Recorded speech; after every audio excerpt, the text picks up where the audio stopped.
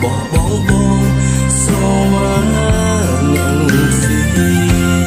ទឹកភ្នែកបងសូមលាជាមួយទឹកភ្លៀងគឺជាសូមមានខ្លាចផ្សាស្រងមកហុំទួយរា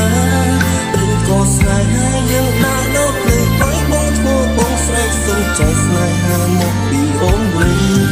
បងគិតតែដឹងខ្លួនចង់រស់ក្បែរស្មូនតែម្នាក់មួយជីវិតទោះបីឈឺចាប់មិនគិតបងសូម